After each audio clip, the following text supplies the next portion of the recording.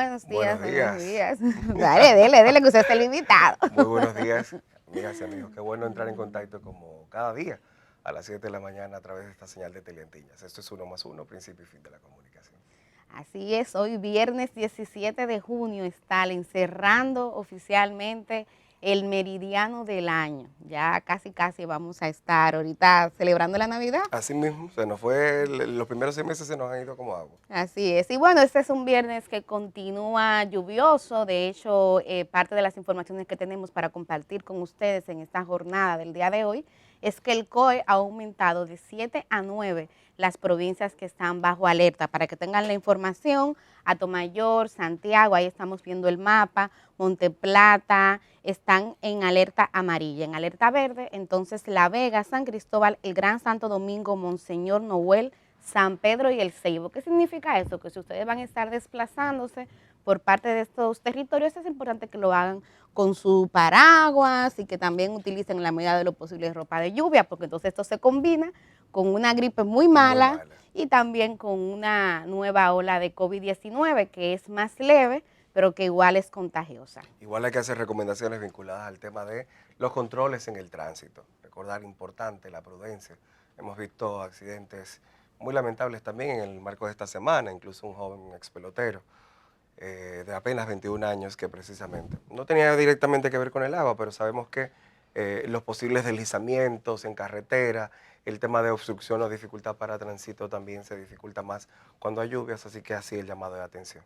Así es. Y bueno, entrando en otra materia informativa, Stalin, amables televidentes, decir que ayer el presidente estuvo muy activo, produjo varias noticias importantes. La más importante desde mi punto de vista, o una de ellas, es la decisión que tomó en relación a nombrar mediante decreto a la vicepresidenta Raquel Peña al frente del Ministerio de Medio Ambiente. Lo hizo mediante el decreto 321-22, pero hay dos elementos importantes, que es de manera provisional, hasta tanto ya se nombre al titular o a la titular definitiva en esta cartera, y lo segundo, que es de manera honorífica.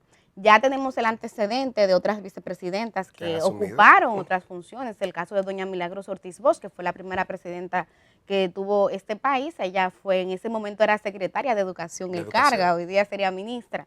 La misma Margarita Cedeño, además de ser vicepresidenta, asumió todo lo que tenía que ver con el llamado en ese entonces programa de solidaridad. Aquí, y el Gabinete de Coordinación de Políticas Sociales. Exactamente, de Políticas Sociales. En el caso de doña Raquel, que ya viene de tener una función similar, pero en el sector salud, pues ahora entonces lo haría en medio ambiente. ¿Qué es lo más importante para mí aquí?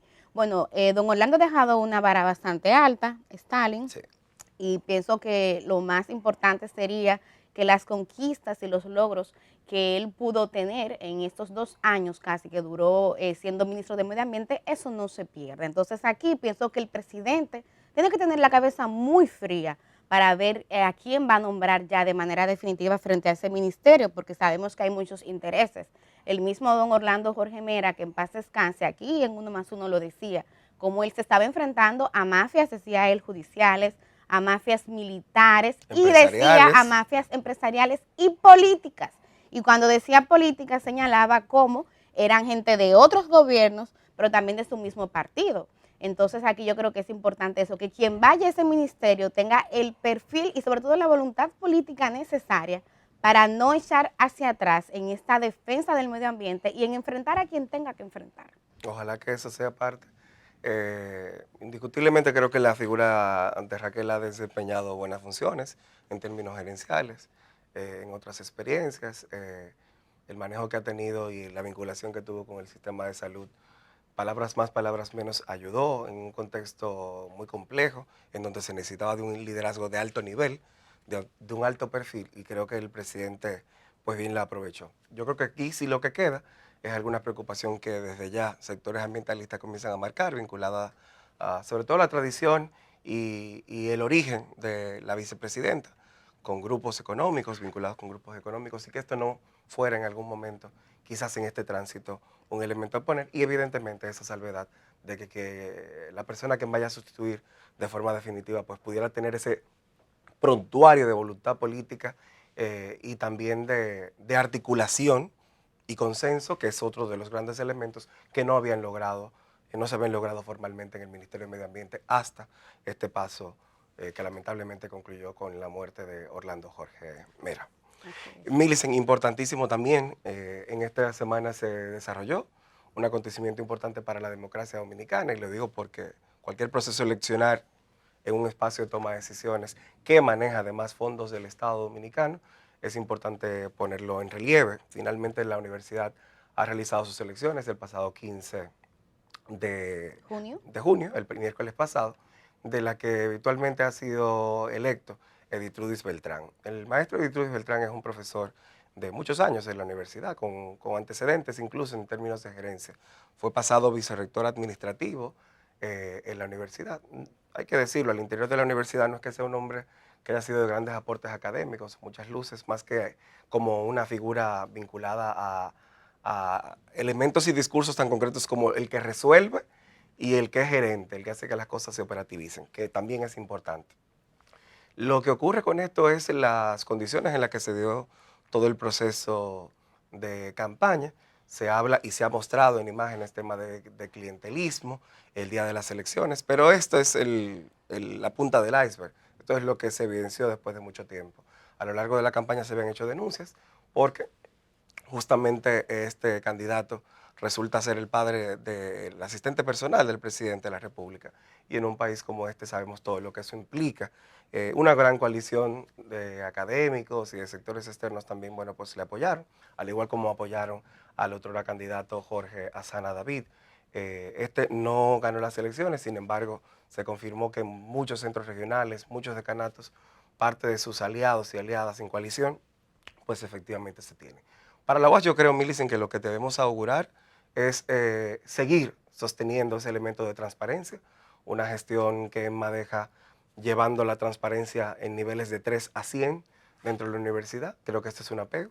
Y evidentemente a toda la sociedad dominicana le permanece la preocupación de velar por los fondos públicos de la Academia del Pueblo, que es la vía por excelencia para la sostenibilidad y la movilidad de las familias dominicanas. Así es, sobre todo la de menores recursos. Y bueno, también además de ya el triunfo de Editrudis Beltrán como rector, la Comisión Electoral, que tuvo ayer una rueda de prensa, ha señalado que Wilson Mejía sería el vicerrector docente. De igual manera, Radamés Silverio estaría ya dirigiendo la Vicerrectoría de Investigación y Posgrado, Ramón de Sangles, la administrativa, y Rosalía Sosa, la Vicerrectoría de Extensión. Es importante que ayer decía la comisión que aunque no ha terminado de contabilizar todas las actas, ya tiene cerca del 80%, por lo tanto la tendencia es irreversible y por eso se atrevía a compartir estos resultados. Me sumo al comentario que señalabas, Stalin, para mí es la idea central de cómo este proceso deja un dolor en relación a la necesidad que hay de desterrar también esa cultura política clientelar de entidades tan importantes como la UAS, que siempre se dice es lo más parecido a la sociedad dominicana. La maqueta de la sociedad dominicana. Así es, yo creo que en la sociedad en general se ha producido un cambio. Yo veo que la ciudadanía hoy día está más empoderada y rechaza más este tipo de conductas, de actitudes y de ideas. Entonces, es importante que ese mismo rechazo llegue en igual proporción a entidades como la UAS, que son sumamente importantes. Y la reflexión para la UAS principal hoy, para toda la comunidad universitaria, debería ser cómo hacer para volver a lo que era el claustro menor anteriormente, que era una sección, una asamblea general de profesores, donde se presentaban propuestas a dirigir la rectoría y se votaba por voto universal. Eso cambió, y hay que hacerlo en dato histórico, eso cambió a partir de la gestión de Roberto Santana como pasado rector de la universidad, que estableció e introdujo lo del voto directo y universal en este contexto eleccionario. Esto no era así históricamente y hay que, creo que volver, estamos en este tiempo de creo volver a lo básico en muchos aspectos, sobre todo partiendo de que para que un candidato a rector, que en un claustro de menos de 4,000 electores tenga que invertir entre 120 y 150 millones de pesos, como se ha señalado en el caso de este candidato, que no es la primera porque es su segunda. Y la gran pregunta que nos queda, ¿de dónde sale ese dinero? Y sobre todo, ¿cómo se va a pagar ese dinero? Así es, esa frase de hice campaña y no me resolvieron. Ojalá no tener que escucharlas en el marco de la UAS. Y bueno, Stalin, cerrando esta semana, no podíamos hacerlo en 1+1 sin referirnos a un hecho bastante lamentable. fue un feminicidio que tuvo lugar en Villas Agrícolas. Víctor Cuevas es el feminicida, asesinó lamentablemente a Rosemary Ulerio, de apenas 28 años de edad, e hirió también a Arturo Martínez, de 24 años. Porque yo decía que no podemos dejar de referirnos a ello. A mí me preocupa que en República Dominicana nos acostumbremos a ver estos hechos de feminicidios como normales. Esa es la primera preocupación que tengo, porque siento que las alarmas cada vez se encienden menos y que la cultura de tolerancia avanza. O sea, nosotros no podemos normalizar este tipo de crímenes. Y lo segundo es que cuando uno se adentra en el caso, se trata de una mujer que ya se había separado de este señor, que había procedido ante la justicia y que ni siquiera hacer estas dos acciones, tomar estas decisiones, que sabemos que en contexto de mujeres que son víctimas de violencia es sumamente difícil, ni siquiera eso le pudo preservar la vida. O sea, lo que estoy diciendo es que hoy día el que una mujer que es víctima de violencia se separe y acuda ante las autoridades, ya tampoco es una garantía. eso no le garantiza que vaya a preservar su vida. Ya tenía 2 meses que se había separado de él, estaba de hecho emprendiendo, había puesto un negocio en su casa, un puesto para poner uñas, y en el momento en que él la asesinó, ella estaba justamente trabajando y él la había amenazado, que esa es otra preocupación que tengo, la normalización de la violencia en la sociedad dominicana. Sí. Si lo vinculamos también al caso de Jorge Mera, vemos cómo su asesino era una persona que ya había mostrado conductas violentas y las alarmas no se encienden. Pues volviendo a este feminicidio en Villas Agrícolas, pasó eso. Él la había amenazado públicamente y le decía, te voy a matar, hasta que finalmente pudo lograr su cometido. Entonces yo creo que, número uno, no debemos acostumbrarnos a estos hechos y que el Estado Dominicano tiene que seguir revisándose para ver qué es lo que va a hacer para preservar la vida de las mujeres dominicanas. ¿Stalin? El feminicidio es la pandemia que había iniciado antes de la pandemia, a la que no le hemos dado respuesta. Hemos logrado bajar los niveles de coronavirus y de normalizarlo. Lo que no hemos logrado son disminuir los hechos de violencia. Los índices nos los muestran así. En los últimos 20 años en República Dominicana, sistemáticamente, siguen cayendo prácticamente una cada 10 y medio. Y esto evidentemente es un elemento al que no debe postergarse. Estamos hablando de políticas insuficientes, lamentablemente, en este caso. Hablamos también de políticas que sabemos que son duras porque son políticas a largo plazo, en donde los resultados de la prevención de la violencia no se perciben de manera habitual en la inmediatez, pero hay que comenzar y ese es parte del proceso. Un elemento que pudiera hacerse, y es de lo que llamó la atención cuando hablamos de políticas vinculadas a la prevención de violencia y sobre todo a la construcción de un nuevo modelo de masculinidad no tóxica, un modelo de masculinidad no agresora, es un intento que ha planteado y que el día de ayer el presidente Abinader ha promulgado, un decreto de ley, mediante el cual establece una licencia de paternidad de apenas 15 días. Yo creo que es importante saludarlo, aunque sabemos que es insuficiente, hay que recordárselo al presidente y a los legisladores. Este proceso pasó por una discusión al interior de la Cámara de Diputados y también del Senado.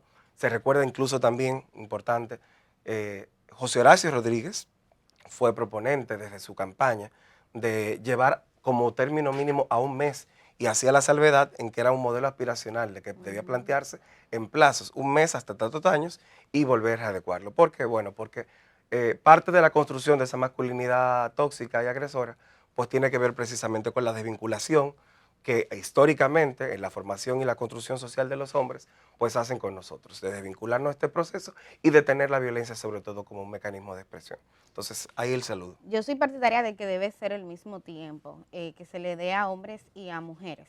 Y en el caso, por ejemplo, se puede tomar de referencia, ojalá, ojalá pudiera ser así, el caso de Europa y de otros países también de Norteamérica que tienen el modelo de que permiten que uno de los dos, o padre o madre, dependiendo de cada familia toma la decisión, decide quién entonces asume esa licencia. Sí. Pero el tú entender que el hombre necesita menos tiempo y que la mujer más, ayuda también a construir ese imaginario de que la responsabilidad del cuidado de ese niño o esa niña es de la mujer, cuando en realidad lo que tenemos que ir construyendo es que es una responsabilidad compartida. Incluso los más avanzados que ya hablan de la no transferencia, es decir, de que tenga que asumirse el rol como parte de ese compromiso. Bueno, creo que para terminar hay 2 temas que muy brevemente no podemos dejar de mencionar. Uno tiene que ver con la ley de migración y lo que está ocurriendo en República Dominicana. El movimiento reconocido ha hecho formalmente una denuncia al país, habla de detenciones arbitrarias. Y ojo con esto, porque se está deteniendo tanto a dominicanos de ascendencia haitiana y personas nacionales haitianas con documentación a quienes arbitrariamente se detienen y se llevan en situaciones. Esto yo creo que es un señalamiento importante. Evidentemente, desde una tribuna como esta no habrá ninguna pretensión de imponerle o de decirle a un presidente qué hacer con el tema migratorio. Pero sí creo que es un de salud para el presidente Abinader recordar la importancia de los compromisos. Lo que se ha estado produciendo, lo que las cámaras de televisión, lo que las denuncias sociales han estado mostrando en redes sociales, evidencia arbitrariedad, evidencia abuso de poder y evidencia excesos. En este momento en que ha hecho un llamado enérgicamente a la comunidad internacional para resolver el problema de Haití, yo creo que hay que saludar también y acompañar al presidente en este llamado, pero también hay que decir que eso debe comenzar por una solución desde lo que tenemos a nuestra mano. Y lo que tenemos a nuestra mano son leyes, tenemos unos reglamentos que debemos cumplir y que debemos respetar, y tenemos personas con derechos humanos a las que hay que garantizarles esos derechos. Yo creo que eso es un señalamiento que no puede dejar de hacerse, porque pareciera que ese discurso conservador de sectores ultranacionalistas, que dicho sea de paso, muchos son también de origen extranjero, Claro. ni siquiera encuentre cabida en acciones desde las políticas A mí me llama la públicas. atención que son sectores que no apoyaron al presidente Luis Abinader cuando era candidato, No. y sin embargo ahora pareciera que la política migratoria tiende a comulgar con ellos. Pero bueno, ya cerrando también este bloque, expresar nuestras condolencias y solidaridad con todos los familiares de la reconocida soprano Ivonne Haza, quien ya lamentablemente falleció ayer a los 83 años de edad. Hacer extensivas estas condolencias también a todo el sector del arte, que creo que pierde en ella un activo muy, muy importante, Stalin Montero. Pasada directora del Teatro Nacional, directora artística, una intérprete maravillosa, nos regaló muchos momentos y destacó, sobre todo en la década de los 80, en muchos espacios internacionales, América Latina, Estados Unidos y Europa. Para su familia, en especial para Ito Bisonó, su hijo, que fue parte, a través de quienes nos enteramos en vía redes sociales en el día de ayer, pues todas nuestras condolencias. Así es. Y bueno, con esta solidaridad vamos a pautar, porque ya tenemos aquí a nuestra invitada central de Uno más Uno. Se trata de Minú Tavares Mirabal, una política a carta cabal, y con quien tenemos muchos temas interesantes que conversar. Como hoy es viernes, después de la entrevista de Minú, entonces le ponemos un acervo cultural, Un toque cultural. al programa, porque estaremos conversando entonces con Evelyn Cáceres. Ella es escritora y tiene un libro muy interesante, se llama Leo con dibujos. Les invito a que mantengan la sintonía para que escuchen tanto a Minú como a Evelyn. Mujeres, hoy en Uno más Uno.